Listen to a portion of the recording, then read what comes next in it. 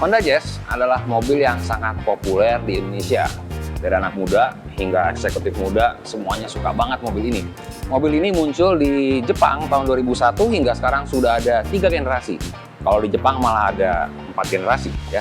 Tapi di generasi keempat di tahun 2019, Honda Prospect Motor Indonesia mengambil keputusan untuk mengganti Honda Jazz ini ya, yang generasi ketiga dengan City Hatchback ya.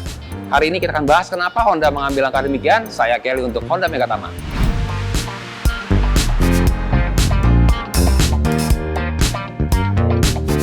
Honda Jazz mulanya muncul pada tahun 2001, namun saat itu hanya untuk pasar Jepang dengan nama Honda Fit.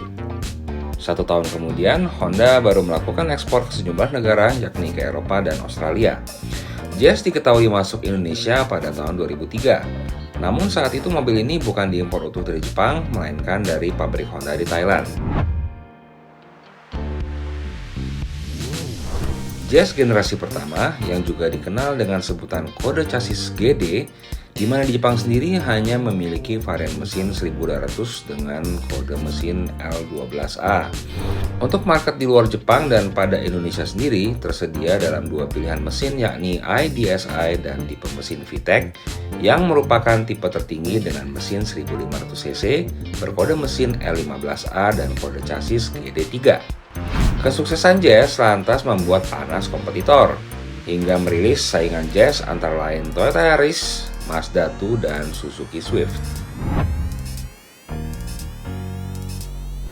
Generasi 2 Honda Jazz mengalami perombakan yang cukup signifikan, salah satunya pada dimensi yang lebih melar, mulai dari panjang, lebar, dan wheelbase. Honda Jazz pada market Indonesia tetap menggunakan kapasitas mesin 1500 cc, namun dengan penambahan fitur iVTEC pada mesin L15A-nya, yang dimana mampu menghasilkan daya lebih besar hingga 120 horsepower dan torsi 145 Nm.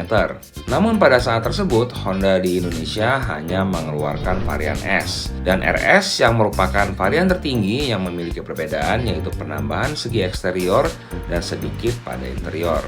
Dan varian ini dikenal di Indonesia dengan kode chassis GE8.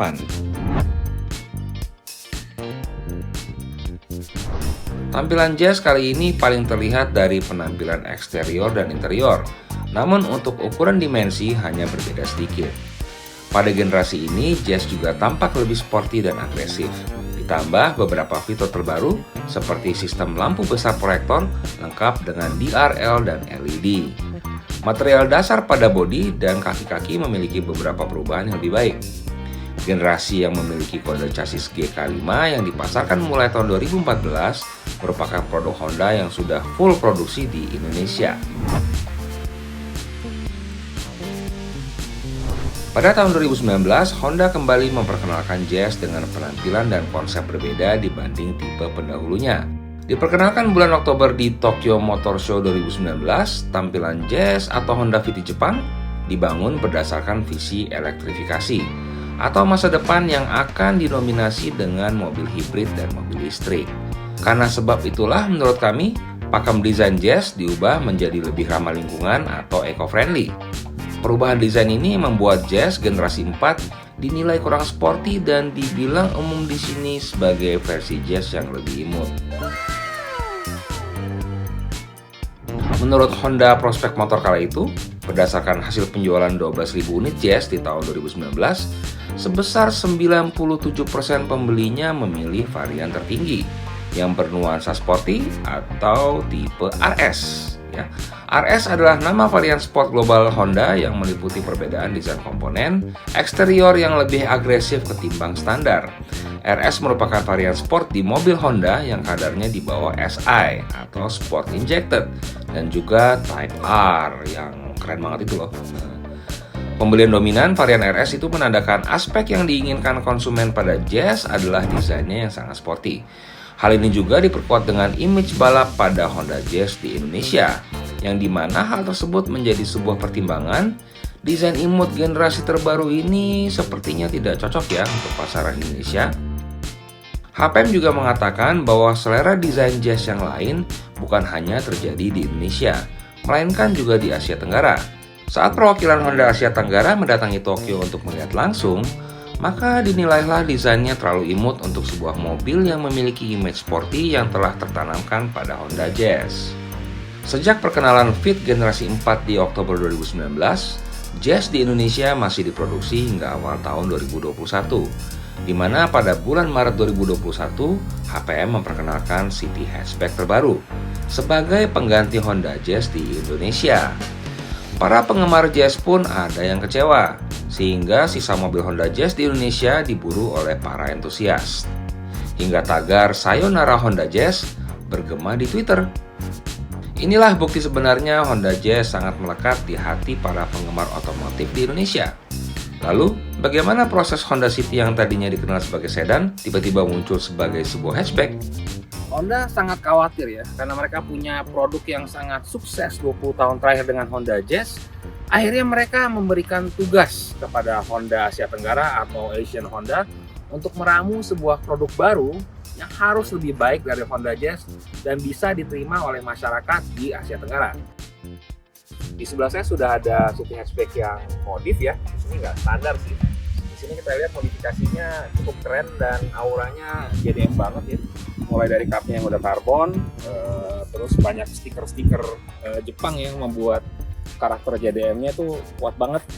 Terus juga karakter udah ganti, ini udah pakai velg spoon ya. Ya ini ring 16 ya, berarti naik satu ring dengan ban Campiro SX2. Manis ya. Nah di sini juga modifikasinya dari belakang juga cukup manis ya, dengan sentuhan-sentuhan karbon dan knalpot racing membuat mobil ini sangat eye-catching. Jadi pertanyaannya tadi ya, apakah City Hatchback sudah bisa menggantikan Jazz? Ya? Big decision sih sebenarnya oleh Honda. Dia bisa decide untuk merubah dari pasar Jazz diganti dengan City. Itu benar-benar decision yang matang banget sebenarnya harus. Iya, itu keputusan sangat besar sih. Karena kan menurut gue Jazz itu kan legenda lah ya, udah ikonnya Honda apalagi di Indonesia gitu kan. Dengan digantinya Jazz dengan City ini, harusnya Honda lebih memperhatikan kedepannya gimana. Dari segi komunitas, dari segi mobilnya sendiri, harus banyak improvement sebenarnya. Terus pertanyaannya, apakah desain baru ini diterima oleh masyarakat Indonesia? Nah, menurut Bapak Hendra Aristio dari Honda Megatama, kami mendapatkan informasi bahwa sekarang City Hatchback menguasai sekitar 60% dari pasar hatchback. Ya. Dengan demikian, kalau dari sisi penjualan sih berhasil ya, berarti Honda di sana senang lah, karena mereka berhasil mengganti produk Jazz yang sudah melegenda dengan produk baru yang bisa dibilang baru ya, karena bentuknya lebih pendek dan lebih panjang. Beda sih, jadi masalah selera ya, suka sama Jazz atau suka sama City Hatchback. Tapi dengan hasil pasar yang demikian ya, angka yang terjadi di pasar bahwa masyarakat Indonesia ternyata menerima desain ini. Sekarang mudah-mudahan Anda jadi mengerti ya kenapa Honda Prospect Motor memutuskan untuk mengganti Honda Jazz dengan City Hatchback. Tapi bagaimana menurut Anda? Jika Anda setuju tidak setuju, jangan lupa tulis di kolom komentar. Dan jangan lupa subscribe di channel Honda Megatama. Saya Kelly, sampai jumpa.